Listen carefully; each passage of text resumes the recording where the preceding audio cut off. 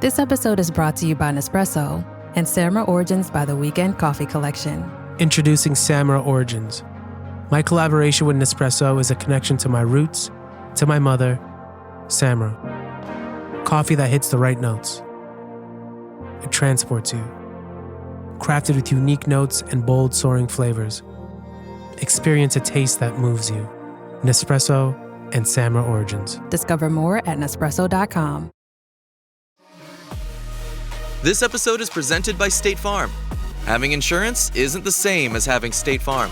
It's like expecting the leadership of a team captain on the football field, but getting a sea captain. You wouldn't settle for just anything for your team. Shouldn't it be the same for your insurance? So don't settle for just any insurance when you can go with a leader. State Farm. Like a good neighbor, State Farm is there. As a sports fan, I have to confess. Sometimes the game gets kind of boring. That's when I unfold my Samsung Galaxy Z Fold 7 and use multi-window viewing on its large screen. Boring game? I'm checking out my fantasy baseball league at the same time. Score still 1-0? I'm replying to emails in the other window, scoring points with the boss. Semifinals finally getting exciting? I'm buying tickets to the finals and booking my flights. Can your phone do that? The new Galaxy Z Fold 7. Get yours at Samsung.com.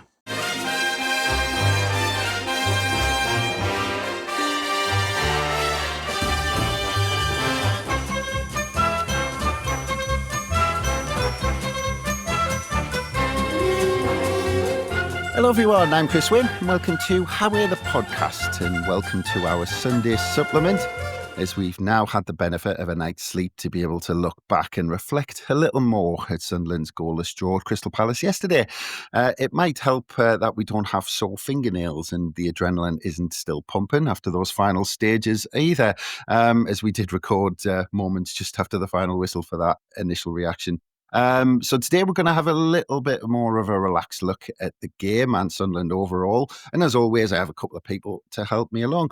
First up is a voice you would have heard on that initial reaction who can reflect once more because we have Johnny Hawley with us. Hello, Johnny. Yeah, good morning, Chris. It's nice to be back talking about Sunderland again. Not too sure I love these early morning alarms on a Sunday, but you know, we'll get used to that. I'll speak about Sunderland whenever. You know, before we go to bed, we speak about Sunderland. We get up in the morning, we speak about Sunderland, Johnny. But feeling a bit calmer today because, as I said, after that final whistle, you know, the three of us, you know, Gav as well. I mean, the heart was pumping a bit after those last 10 minutes, wasn't it? Oh, yeah, and I think I wore a pattern into the floor of the living room in my flat, just pacing around them last 5-10 minutes constantly. You know, our lass was just looking at us like, what is he doing? What is wrong with this bloke? It was nail biting, adrenaline pumping, pretty much sum it up. So I think you were spot on before.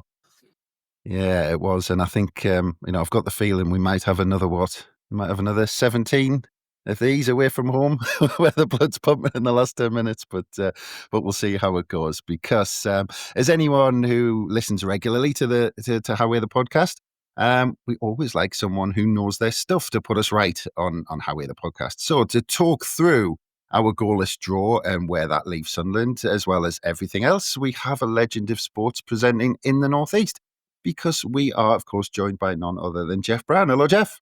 Good morning, Chris and Johnny. How are you doing? Yeah, good, thanks. How are you keeping? Because it's been a good few months since we spoke to you. I'm still keeping busy. Had a massively busy summer because we played the bench two at the Northeast for a month and we had a month of rehearsals beforehand, so my whole summer really was taken up with that, and of course with an extremely late and unexpected call up by Look North to report from Wembley, which is bizarre. I was just about to say that because you'd hung up your microphone when we spoke to you, and then suddenly there you are at Wembley. Yeah, it was slightly odd. Basically, all the sports team had booked holidays.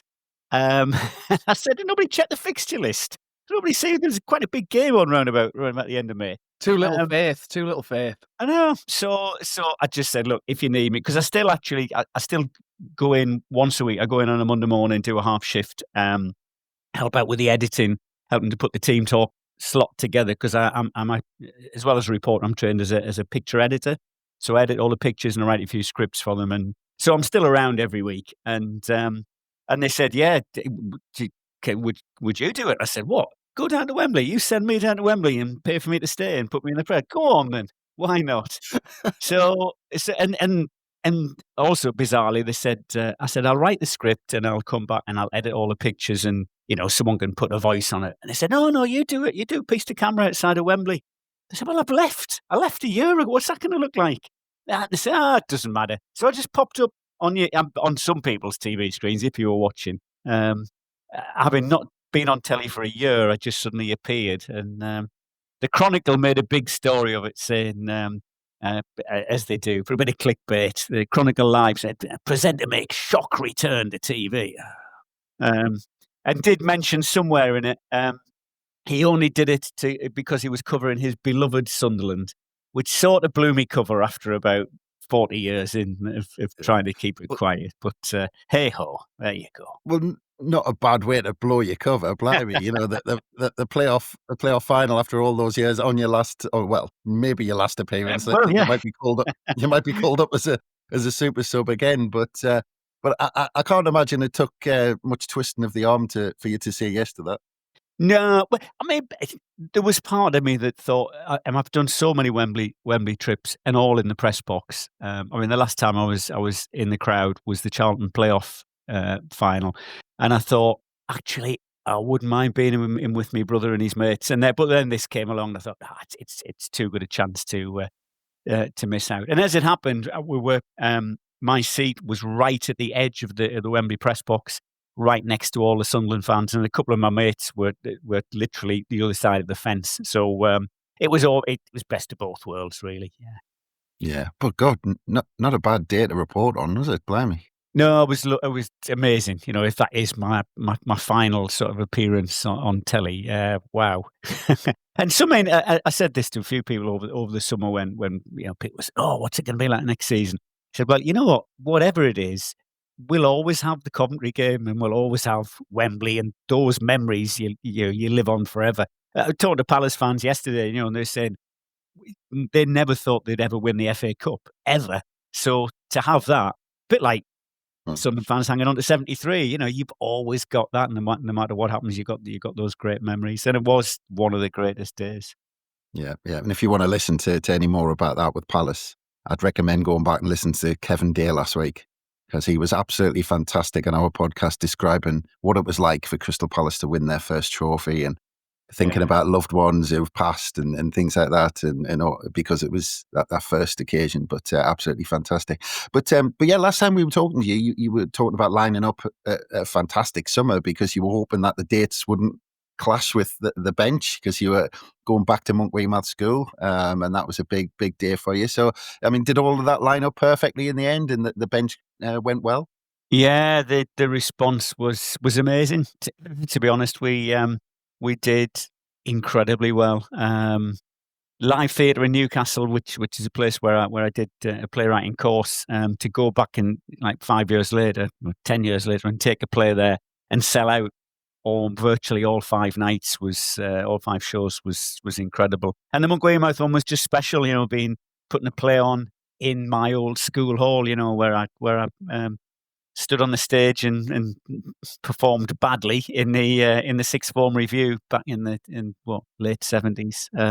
And then to go back there with a lot of my teachers, it was a bit like a school reunion. A lot of my old pals turned up, and it was lovely. Yeah. So onto the film now. We're keeping our fingers crossed. That's the next project. Turn into a film. That will be good. Okay. You've been on to Hollywood, have you? Well, not quite. Well, but with the new studios, potentially it might be filmed in Sunderland. You never know. Well, that's the plan. We do plan to film it in Sunderland. It's set in my mind. It was set on a bench in Roker Park, obviously not the football ground, in the park. And that's where we're going to film it. We're going to film it in and we'll need extras. So if you want to be wandering around in the background, you can. Well, we already told you. We've got faces for radio, man, Jeff. We've already told you that. Yeah. Johnny will be there in the background, just keeping a ball up, and as long as it's only a 4-second shot, because I can do about 5. Yeah. Keep you upside down. That's me done. I was just about to say 1-2 drop, and then and then you can take the man out of the back 4. You can't take the back 4 out of the man. But I was going to say, Jeff, because I went to Monk Weymouth 20 years later. I mean, I imagine it must have been a different. They've done it out, and is it kind of is that what they specialise in now? Because they must have a bigger hall, surely, to cope with something like that than they did 30 years ago. We just done it. It was the first. So there was a took a £250,000 refurb, which started around about Christmas and finished at Easter.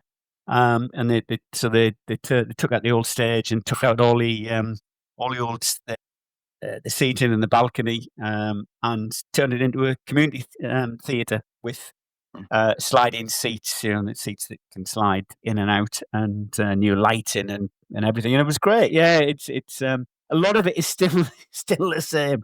I mean, a lot of the corridors, still the same as it was when I was there. Wow, 50 years ago. So you'd recognise it.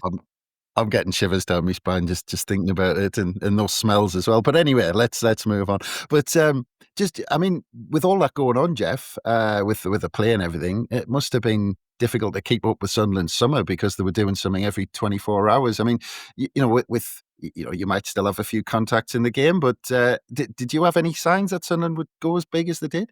No, not at all. And actually, one of the nice things about not being involved is not having to keep up with everything. Because so quite often I go to the pub and someone says, "So what about this? Who was signed?" I said, "Don't ask me.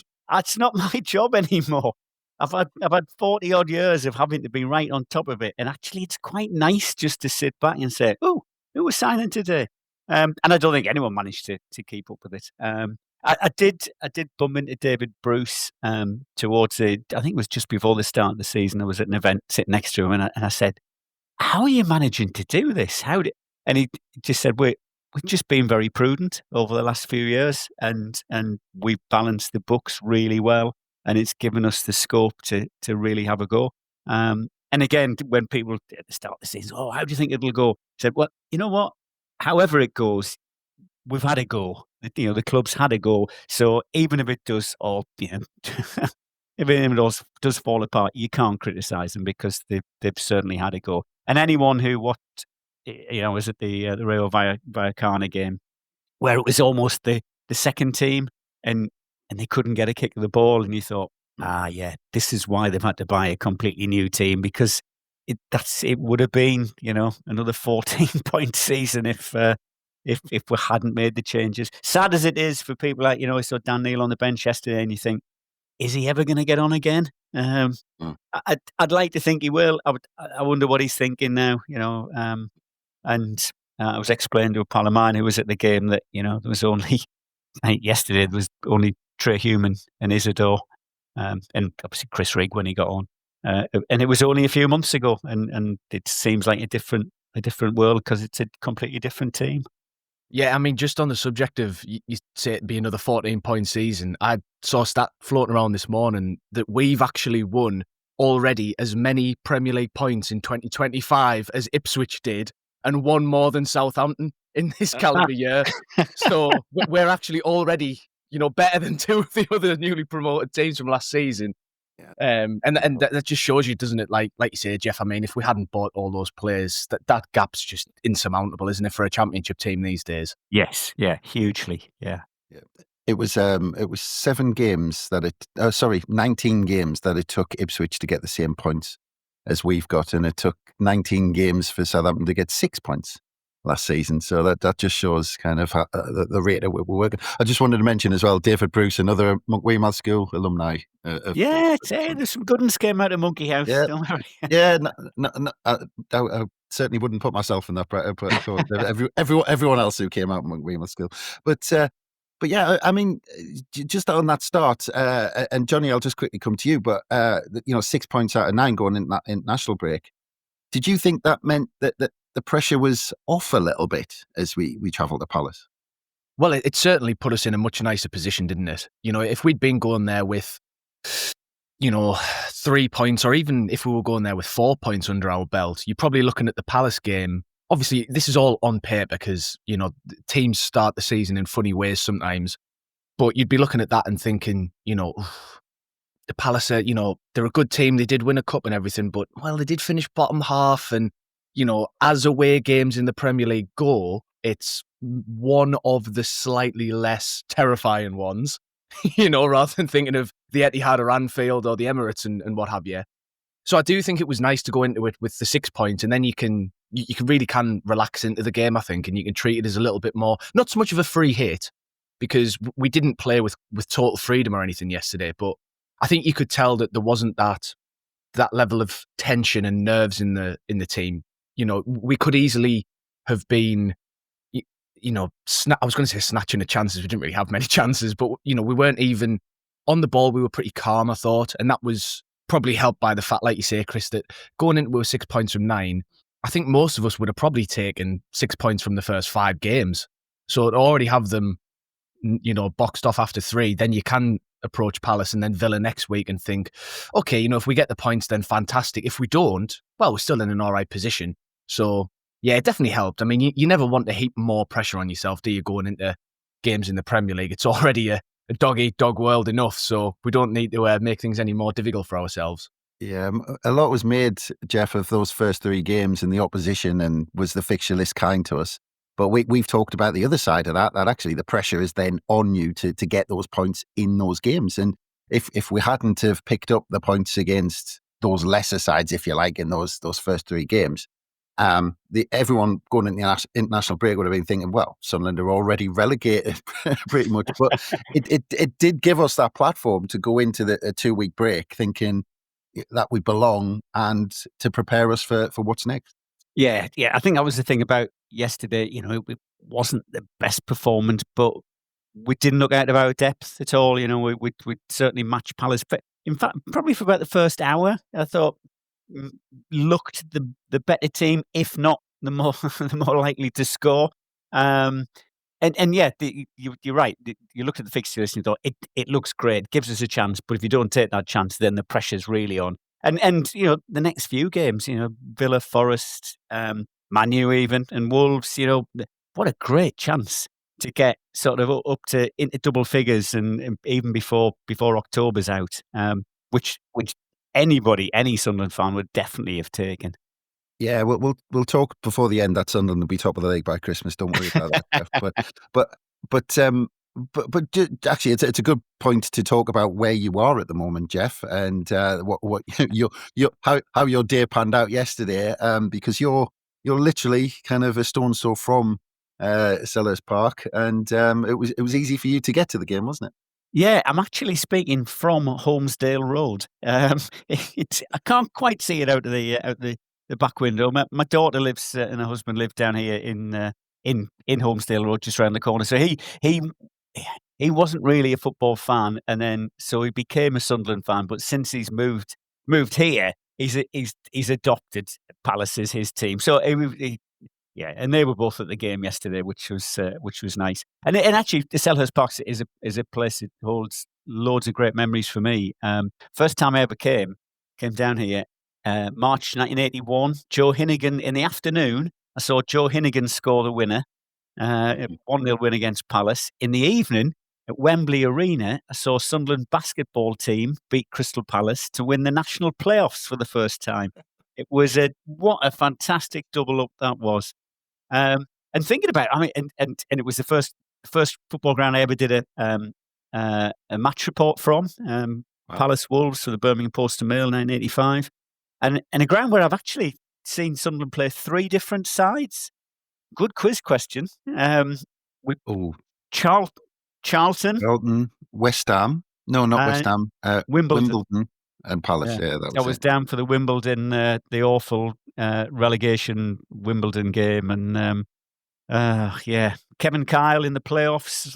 That was another good one. Yeah. But yeah, so it was the reason I came down for this match, so I could see my daughter and just literally wander around to the ground. Although I was reminded why I always get a press pass when I can, because my feet are aching this morning. When you're 5'5" and you spend 90 minutes on your tiptoes trying to see over everybody's heads, you've got seats. Sit down, man. Then when everybody can see.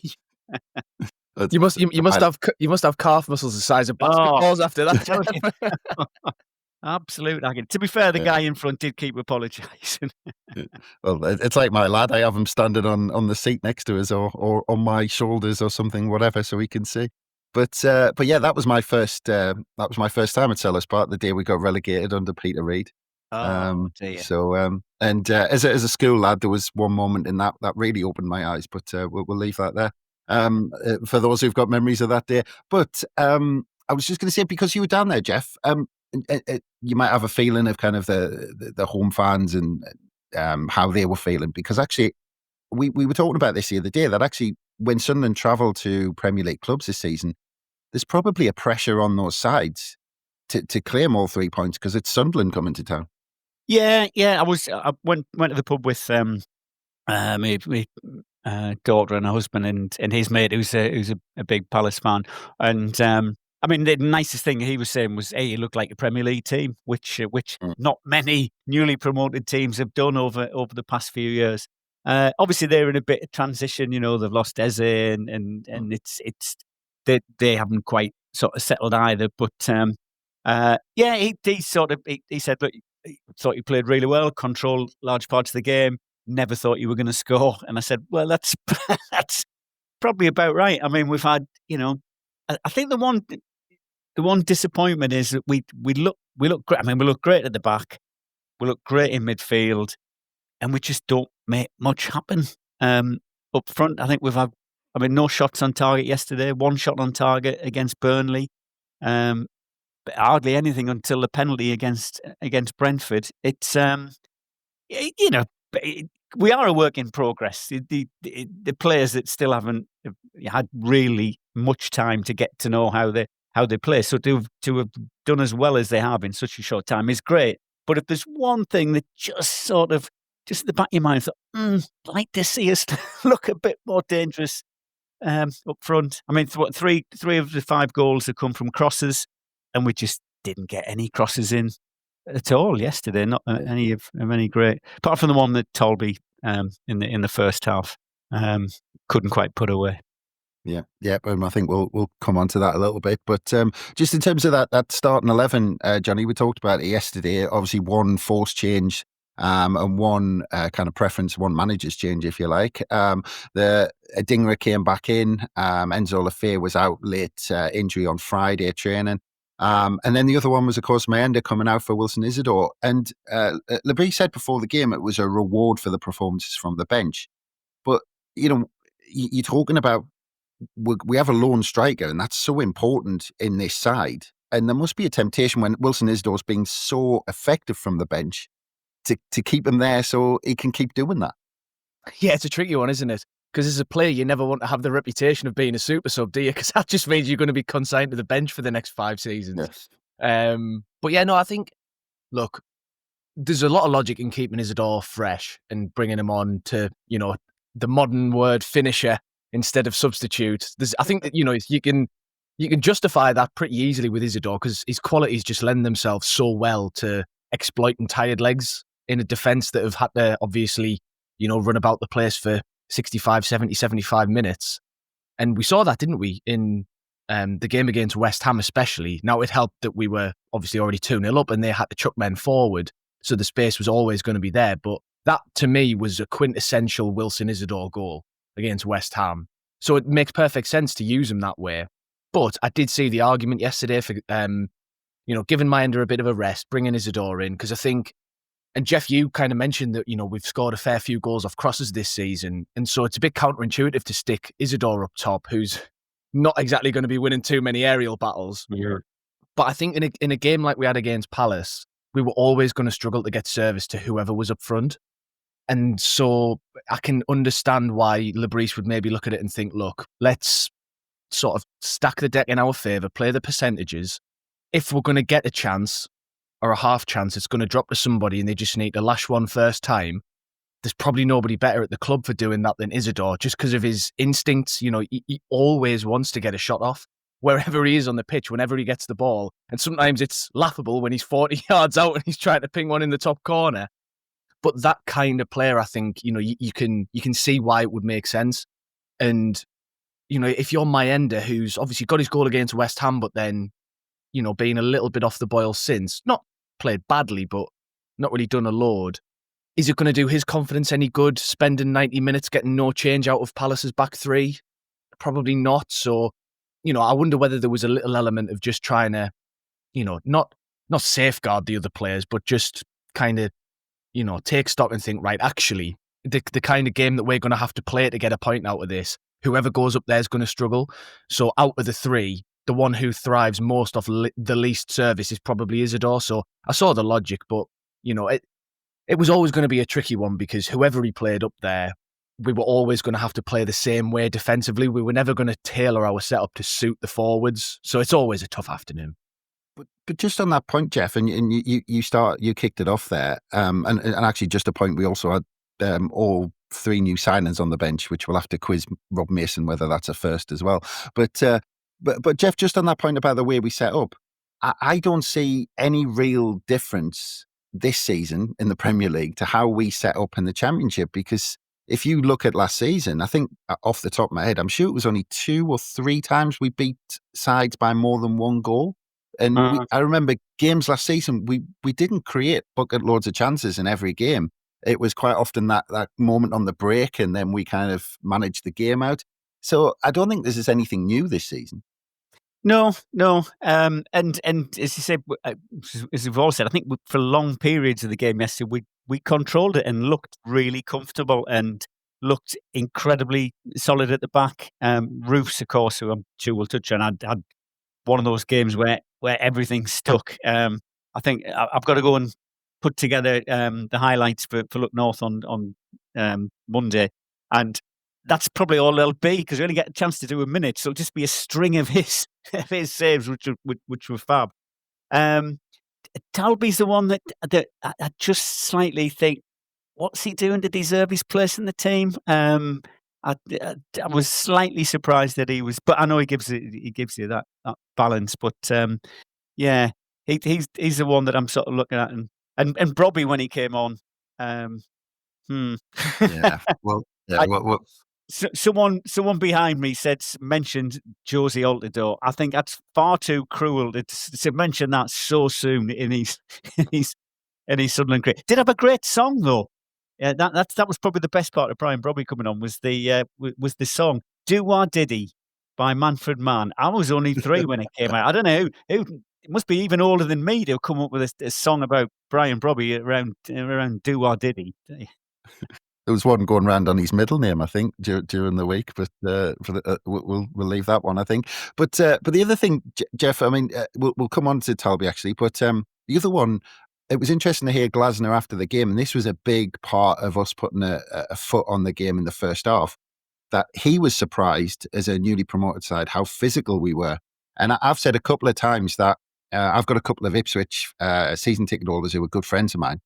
They said they were so shocked last season in the difference in physicality between Ipswich Town and the rest of the Premier League. And it was interesting here that Glasner came out, Jeff, and said that Sunderland were really on it in terms of being physical. Yeah, I think I looked at the stats, and one of the few stats where we did outshine Palace was in tackles and tackles made. And I think Match of the Day highlighted it yesterday, didn't it, last night, about the way that we sort of hunt in packs and chase the ball down. I think Zach has probably got something to do with that. You know, he drives the team on from there. But yeah, you're right. We look physically. Trey Hume actually doesn't look that sort of physicality. You can sort of look at him and think, yeah, you were in the Championship last season. You know, he's got that Championship physique. Without doing him down, he's a bigger lad than me, as are most people. But you know what it's like. They just look big athletic units. The guy that I went with, who hadn't been to a game for a lot of years, that was the first thing that struck him. He said, "What big guys these, aren't they?" And I said, "Yeah, you've got to be." The Premier League is such a big, strong, athletic league now that it's light years apart from the game that I grew up watching. As a scientist, I can tell you that Sundays are only 24 hours long. But with NFL Sunday Ticket and YouTube TV, you get every game every Sunday all in one place. That's upwards of 30 hours of NFL in one day. How can there be 30 hours in 24 hours, you ask? I have a theory. Magic. New users get NFL Sunday Ticket for 8 payments of $34.50 per month. Sign up at NFLSundayTicket.com. Local and national games on YouTube TV. NFL Sunday Ticket for out-of-market games excludes digital-only games and commercial use. Terms and embargoes apply. Availability varies. Raise the rudders! Raise the sails! Raise the sails! Captain, an unidentified ship is approaching. Over. Roger. Wait, is that an enterprise sales solution? Reach sales professionals, not professional sailors. With LinkedIn ads, you can target the right people by industry, job title, and more. Start converting your B2B audience today. Spend $250 on your first campaign and get a free $250 credit for the next one. Get started today at linkedin.com/campaign. Terms and conditions apply. The family that vacations together stays together. At least that was the plan. Except now the dastardly desk clerk is saying he can't confirm your connecting rooms. Wait, what? That's right, ma'am. You have rooms 201 and 709. No, we cannot be 5 floors away from our kids. The doors have double locks. They'll be fine. When you want connecting rooms confirmed before you arrive, it matters where you stay. Welcome to Hilton. I see your connecting rooms are already confirmed. Hilton, for this day. Yeah, I'm sure you'll be fine if you stand on the yellow pages, Jeff. You'll be absolutely fine. Johnny, Jeff mentioned Xhaka there. One moment I wanted to mention. Around 25 minutes gone, just before the half hour, Siddiqui went down injured. Now I thought it was almost kind of taking stock. 25 minutes gone, how Siddiqui goes down, and I thought this was fascinating because the camera panned to Xhaka. And he had 3 or 4 players around him, and he was just giving instructions around. He was pointing here, pointing there, and there was 3 or 4 players went to the manager. And it was interesting that the team split between Xhaka and the manager at this point. But I thought it was fascinating that Xhaka's got that. You know, they almost went straight to him. Went right, what's happening? What's going wrong? What's going right? And he was giving out the instructions. Yeah, I mean, that moment, like, it almost could have been pre-planned, couldn't it? Like you say, like 25 minutes, right, let's just have a couple and let's just chill out. Someone go down. Yeah, but to be fair, Palace made it easy for Siddiqui by kicking absolute lumps out of him for the first half an hour as well. You know, he had plenty of chances to go down. But there were other moments in the first half where there were little breaks in play or lulls in the action, and the TV camera angles were all just close up on Xhaka, and every time he was pointing, conducting, moving his gob, which is exactly the reason why we've got him in the team, isn't it? Like, that kind of, the kind of character to be able to come into a new club and just immediately establish yourself as the voice of authority on the pitch, that's worth its weight in gold alone. But also the experience that he's gotten. Obviously, we've all banged on about 100 pods since he signed about how much experience he's bringing to us. But then it does make a difference. You see it in action, and I think you can tell as well, because again, Jeff mentioned before about how Match of the Day were highlighting, we're kind of hunting in packs, and everything in the way that we press teams and get after them is very organised. And you saw a lot of that obviously taking shape last season, particularly in the first half of the season, where we used to be so aggressive in trying to win the ball back from teams, and we would sort of trigger the press very consistently and very regularly.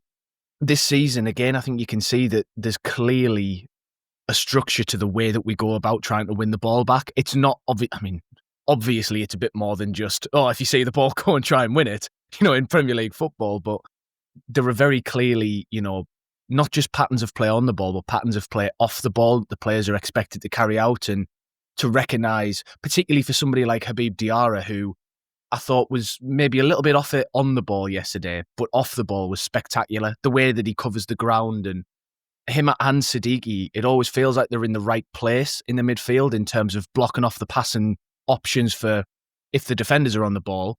And then as soon as the ball then, progresses the extra 20 yards into the midfield area, they're bang at it straight away.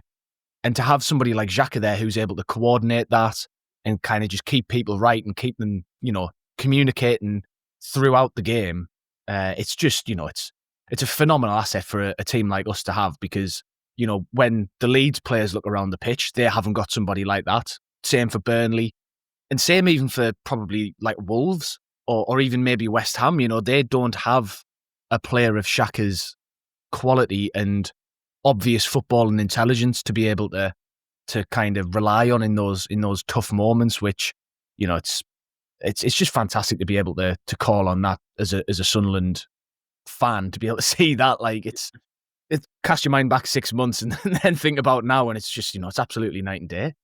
Yeah, that's it. And I think they highlighted that on Match of the Day, actually, how Sunderland hunted in packs, and it was good to watch and good to see people talking about it as well. Jeff, there was like two big moments in that first half where Crystal Palace carved us open out of nothing, and it was similar to that the disallowed goal against Brentford, actually, where it just suddenly a Premier League team just switches on and you get punished. 5 minutes later, Talby, you've mentioned him, had a great chance. Now, I just wanted to kind of focus on that because you've already mentioned Talby. I said against Brentford after the Brentford game, and then it was Lafay rather than Adingra, but I thought we looked quite lopsided, that everything seemed to want to come down our left.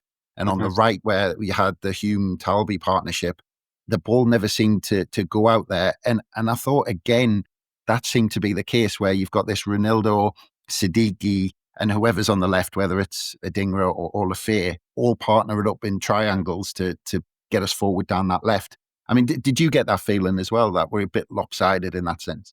Yeah, yes, yeah. I think the thing about Toby is that with that shot, and there was one instance in the Brentford game as well where he just hesitated. Looking at that chance again yesterday, I thought if he'd hit it first time, then if he gambled, not giving the defender the chance to get back. In the Brentford game, he got to the byline and he said, right, whip the cross in, and he just wanted one more touch, and it went out. And it's just those sort of instances at this level, you've just got to be so on it. You can't afford a moment's lapse. And yeah, I'm hoping he proves me wrong. I'm hoping he turns out to be a great player. At the minute, I just think it's not quite happening for him, and how do we look at maybe moving things around a bit, and Lafay was just such a shame that he wasn't there yesterday, because he made so much happen in the Brentford game, and is just a lovely footballer to watch. Yeah, he is. He was a miss, especially with his work rate. But yeah, I was looking at my halftime notes, Jeff, and I said, brilliant half, game of cat and mouse. We were the better team at times. Anyone can win this. It just needs a moment. But the second half, it seemed to open up a little bit. Crystal Palace really pushed us. We had a half chance straight out the blocks. But after about 5 minutes of the second half, they had a great chance. I think Hume was slightly slow to close down the cross, and Roofs ended up getting down low, making a great save. And then Alderete blocked that shot that just went over the bar from about 10 yards. I mean, I closed my eyes. I just thought that's in, because he ran up to follow it up 10 yards out, and I thought, oh, this is it. He's going to slam it in the back of the net. But Alderete flung himself in the way of it. But the second half was different, wasn't it? It was, and we just seemed to suddenly run out of steam with about 10, 15 minutes to go. And obviously the Palace crowd, who I'm sure they were noisy at their end, you couldn't hear it where we were, but they suddenly really got behind the team. And it was one of those, I mean, it was real backs to the wall. And the last few minutes were absolute torture. But the celebrations at the end, and my pal said, "Whoa, all this for a 0-0 draw?" I said, "Yeah, because it's really any point in the Premier League away from home is one to be cherished." And it was, as I say, if you look at the highlights, you'll think, and obviously Palace upped their stats in the last sort of 10 minutes and piled in the shots and gave it a bit of a lopsided look. But it was a terrific point to come away with, as I said, as will any away point this season will be good. Yeah. And actually, Johnny, I just thought that we, for about 15 minutes or so in that second half, I thought we kept the ball quite well and ended up actually pinning Crystal Palace in without looking threatening at all. but we pinned them in. But I thought that was really reassuring for an away performance, that actually when we thought, oh, Palace are pushing a bit, we thought, yeah, we could actually, let's control the game a little bit, slow everything down. And it's good to see us that we can actually do that away from home. It's a feature of better teams, I think. Good teams, whatever level you're in, the better teams at that level will have that in their arsenal, the ability to turn defence into attack almost. Now, not quite in the sort of box-to-box exciting way of, you come down our end, we'll go up yours. But to be able to take a spell of pressure from Crystal Palace and turn it round by saying, okay, we're going to have the ball now. We're going to start winning the territorial battle. Doesn't matter. It almost doesn't matter what you do with it. Obviously, you still want to be trying to score goals, but in that sort of 15-minute period in the middle of the second half, it was, like you say, it was really reassuring to see that we've got that aspect of the game in us, because it's something that we never really did much last season, whether it was through choice or just because we didn't really need to too often, because we didn't tend to be under the pump for a long period of time. But we never really had to show that aspect of being able to, it's not so much control the game as it is control the flow of the momentum, and to be able to just take that sting out of things for that little 10, 15-minute passage of play. And yeah, so to see us be able to do that at a really tough away ground against a really, really physical side. Now, as much as I think Jeff kind of touched on this before, but, Palace were obviously, they've lost Eze, Adam Wharton was injured, I think Ismail Assar was injured as well. There was a few little sort of caveats to their starting 11, but even still, that's a very, very physically dominant and good football team who we've gone to their patch and been able to, for large swathes of that game, just completely hold our own, go toe to toe and say, kind of anything you can do, so can we, until that last 15 minutes. But yeah, sort of up to that point, I think it did just show that little bit of another side to us, which is something that, again, as Jeff said before, we're definitely still a work in progress. So all of these things are still, or a lot of them are yet to kind of really bear fruit. But it's good to see that we do have a little bit of an evolution in our game rather than just relying on the same things that got us up to keep us up all the time. Yeah, brilliant team performance. But there's three players I want to focus on, Jeff. And obviously we've mentioned one of them, but I think Matete is still trying to get out of Mukiele's back pocket. I thought he was absolutely fantastic. Mukiele and Alderete at the back look like real players. I mean, not just a physical presence. They're good on the ball. Alderete is potentially he was nearly picked up another assist with a fantastic ball early in the second half. Those two at the back, but obviously with Roofs behind them, because there was a one with 10 minutes to go. Matete 6 yards out. I think it was given offside in the end, but actually Shea Given on Match of the Day, I think the initial reaction was it just hit him. But Shea Given's analysis as a goalkeeper said actually he moved his shoulder towards the ball, and actually he saw it and reacted to it. Yeah, I mean, those three look fantastic. Yeah, they do, don't they? I think when Dan Ballard was injured, you suddenly think, oh, what a shame! He's had such a great start of the season. What a huge miss he's going to be. And then Mukiele's come in and Alderete as well. He's from the first moment he touched the ball. When he came on, I thought, wow, this guy's a player, isn't he? I think there was one moment where he gave away yesterday, which almost led to Palace going straight through the middle. Mukiele bailed him out, didn't he? I think Mukiele bailed him out. Yeah. Generally, they look like they played together for donkey's years, and they are so good in the air, but on the ground as well. And that's an area that's in the last few years has always been like, oh, do we play Luke O'Neill in there? You look at Luke and think, will he ever get a game? Will he give him a run out just to say he's played in the Premier League? But they look like Premier League players. And Roofs, before kickoff for some, go behind the goal and pick up a ball with one hand. And you just thought, yeah, this guy, that's what goalkeepers can do. He's such a big, and only 22. How good is he going to get? That's another fantastic signing. You have to say hats off to Christian Speakman, if it was him or his scouts, but a great find. Yeah, you have to tip your hat to them, because he's had one full season essentially. And if you look at the silly money that's been spent on goalkeepers this summer, and every top club scrambling, and it looks like we've got an absolute bargain. But just sticking with you, Jeffrey, because you have mentioned it, I'd be interested to get your take on this, because fairly late in the game, and I'm trying to think, I think it was around 10 minutes to go. Labrie brought Siddiqui off. Now, I suppose everybody at that point might have been watching Dan Neil warm up and thinking, right, well, Dan Neil might come on.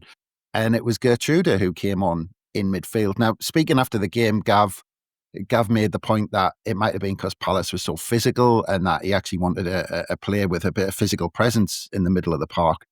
But, Dan Neil, the club's captain last season, yet to get a minute in Premier League action.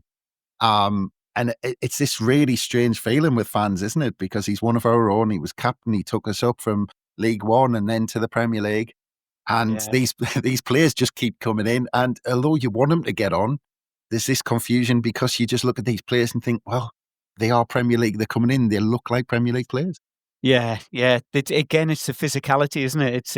It's the size and the stature of these guys, and then your heart does go out to people, especially Dan. It's so good to see youngsters, local lads coming on and getting through. Chris Rigg came on, which was great. You think, is that just to keep him interested, to give him a bit of game time? Is he ever going to start a game? It is strange to think that it's only three months ago that Wembley, 3 or 4 months ago, and most of that team. I think you probably saw the comments from Alan Brown last week about on his move to Middlesbrough and saying how disappointed he was. But I think deep down they know that's football and that they're at this level, well, at any level really, there's not much room for sentiment, much as we as fans would love to see Dan Neil get on the pitch. You got to wonder when it's going to happen. Maybe when the African Cup of Nations comes along, that's when they all get a chance. Yeah. Well, we talked about those last 10 minutes, Johnny. The heart was pumping, adrenaline was going, all of that. But the way the lads dug in, and again, the first analysis on Match of the Day that you were looking at somebody talking about the game. At one point, they highlighted there was ball bouncing around the box. We had all 11 players in our box, and it was just but it's already they've got that natural instinct to know, right, we're 0-0 away from home. Just get bodies in the box, and just by sheer amount of bodies, we managed to kind of get rid of that situation and get the ball out. But it just shows that already the players have got that mindset. 100%. And it wasn't it? Them last sort of 10 minutes, it was very much just numbers from Crystal Palace versus numbers from Sunderland, and very little consideration about what any of them did with the ball. They were just trying to touch it. But yeah, it was. And I think the words natural instinct that you use, Chris, are spot on, because even, look, when it was all 11 in the box, everything looks chaotic. But even in those few minutes sort of leading up to that point where everything started escalating into an all-out kind of war in our box, it was good to see that our players did have those instincts to, Xhaka was dropping in and forming part of basically the back five at points when he needed to drop deeper and help deal with some of the aerial balls. Then he was stepping back out. You had Geertruida, who was, kind of just floating around really and filling whatever holes needed to be filled at any given moment. And, and Alderete and Mukiele, I agree, they already look like a partnership, don't they? And they also, they knew when to kind of push wider and let Xhaka drop in. They knew when to then close back up when he needed to step out. So it was good to see that obviously the overall defensive shape and structure and everything comes from Labrice and the coaching staff. But obviously when the game's in play, there's only so much a coaching staff can do, isn't there? It's up to the 11 lads. Well, hopefully it's still 11 by that point, but it's up to the 11 lads on the pitch to carry things out. And so, yeah, it was really, really positive to see that we do have that. Again, it was just good to see that we've got that in us, because it's not something that we've had to show yet this season. Even the game that we did lose against Burnley, we weren't under those kinds of spells of pressure. It was much more isolated moments that hurt us in that game. So to see us be able to cope with an aerial bombardment like that, which, and I can't remember whether I said this after the game or before the game, but for me, one of the worries was how we deal with that, because that was how we conceded a lot of silly goals last season. Particularly, I think of Plymouth at home, I think was the example I used. That last minute goal that just came from a high ball into the box that we couldn't deal with. It's good to see that seems to have very much been nipped in the bud. And now this iteration of Labrice's Sunderland have got that backs to the wall kind of all hands to the pump display in them, which, I hope we don't need it too many times this season, but I get the feeling we might need it one or two more times before the season's out. Well, there was one aerial ball that got caught up in the wind and the rain that Roofs just took. Unbelievable. I loved it because I hate keepers punching it. And he caught the ball, and I just thought, wow, that now I know we've got a goalkeeper. But just going back to that instinct that we're talking about, Jeff, because you've mentioned him already, it'll be interesting to get a few more thoughts on him, because Brian Brobby came on with around 20 minutes to go, and now I thought that was a positive move from Labrie, just like he did at Brentford, where he thought, actually, is there a sniff that we might get all 3 points? But, Brian Brobby, I thought it was a difficult situation for him to come on to. You think he came on with 20 minutes to go. Probably more than half of that was backs against the wall. But what I thought was good about him was you actually saw him on the edge of the box making tackles. Although I don't want attackers doing that. I remember Niall Quinn at St James's Park. But it was good that he's kind of mucking in, and he knew his role, and he knew what he had to do when he came on. Yeah, I mean, it's an impossible. The conditions, the game, the state of the game wasn't the best. The state of the conditions weren't great either. It was suddenly belting down with rain. It was tricky. Palace have got a great defence, and we hadn't created much at all afternoon. So it's a bit harsh to judge him on his 20 minutes when he barely touched the ball. But I mean, he looked a big. The first impressions were, "Wow, he's a big guy, isn't he? Massive thighs on him and a big." And you think, "Oh, something that possibly we haven't got, a bit of real muscle up front." Never really got the chance to. In fact, he rarely touched the ball, to be honest, in the 20 minutes. So I think it's harsh to judge them on that. As I say, the Josie Altidore comment from someone behind, I said, "Oh, that's blimey, that's a bit early." Give them half a season at least before you lumber them with that one.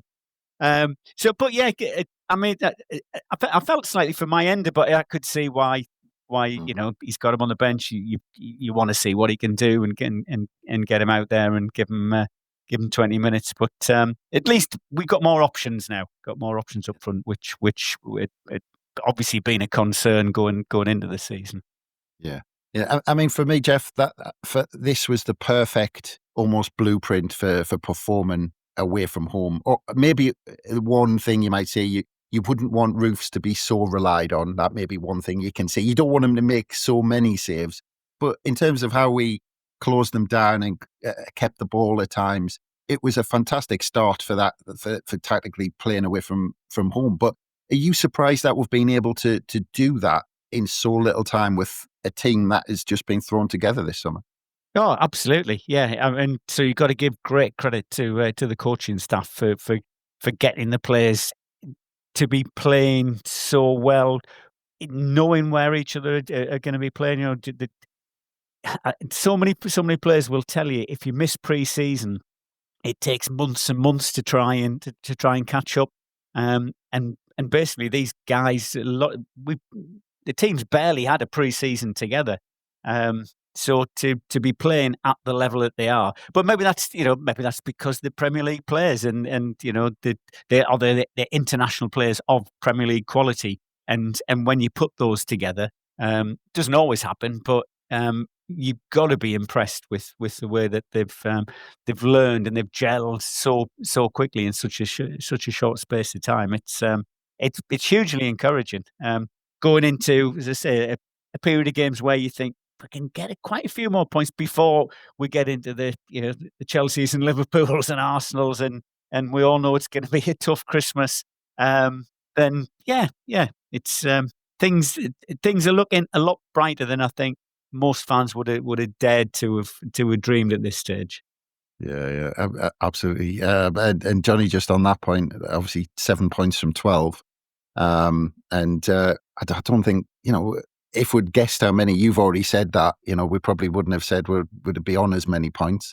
But it's just a fantastic start. And all right, we can point to the Burnley one that said, okay, well, could we have maybe kind of nicked one there? But actually, I think looking at the Palace game, I think we've learned the lessons from the Burnley game, where actually we took our foot off the pedal for a minute, and maybe because it was Burnley, but already it looks like we're learning, and I just feel like we're getting better almost every time we see this team. I couldn't agree more. I think, again, I've sort of touched on it already, but we keep seeing new sides to the team with every performance, and whether that's correcting things that have gone a bit wrong in previous games, or whether that's just building on the things that we've already established, it does feel like, this team is actually, it's always a cliche, like, the team's getting better with every game.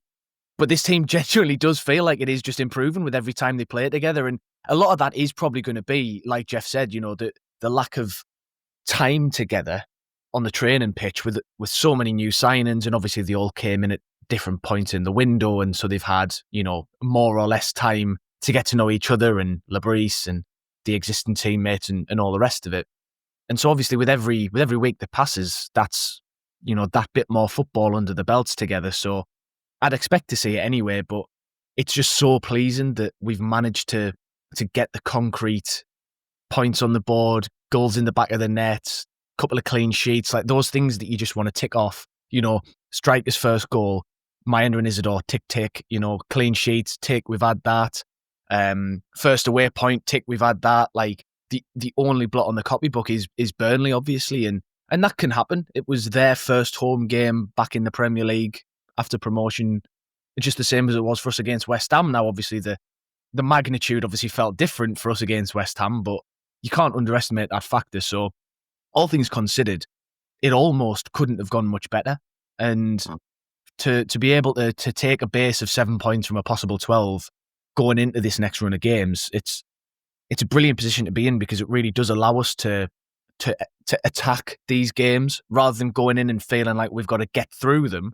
We can look at them and start targeting certain teams and certain fixtures and think, okay, actually, if we can if we can replicate things we've already done this season against this team and that team, and we know that we've got a good chance of picking up some points. So it's it's really, really positive, and I think it also speaks volumes of how well coached Labrise has got them in such a short space of time.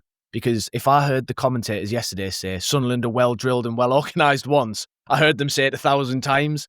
And so immense credit again needs to go to Labrise for how he's managed to gel so many players together in such a short space of time.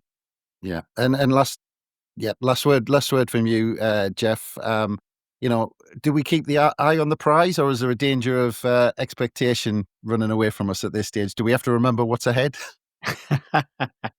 Yeah, you've got to dream as a fan, haven't you? You've got to.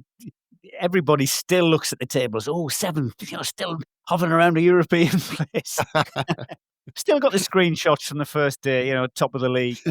That's what being a football fan is, isn't it? You got to dream, and you're looking at, we're looking at games coming up, and at the start of the season we thought, Villa, that's going to be a tough one.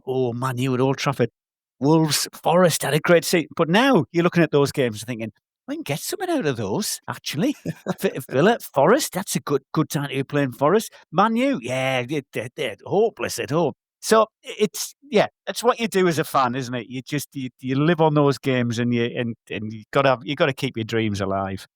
Well, Jeff running away with things is a brilliant way to finish off. It just leaves me to say thank you very much, Johnny. Always a pleasure. Always a pleasure, never a chore, mate. Thank you very much. And Jeff, we really appreciate your time in the shadow of Selhurst Park as you're running for a train. So thank you very much. I am. I'm going to get a lift at Brixton Tube and then back home. Great Brilliant. stuff. Well, thanks, mate. Really appreciate it. Thank you very much, Jeff. And thanks again for everyone for listening. Of course, we've got all the reaction from the game at Crystal Palace, and we'll start looking forward to next week. And we'll have a whole lot more in between. So always look out on the Roker Report website for all of that and the daily releases on Haway The Podcast. But from us, bye for now.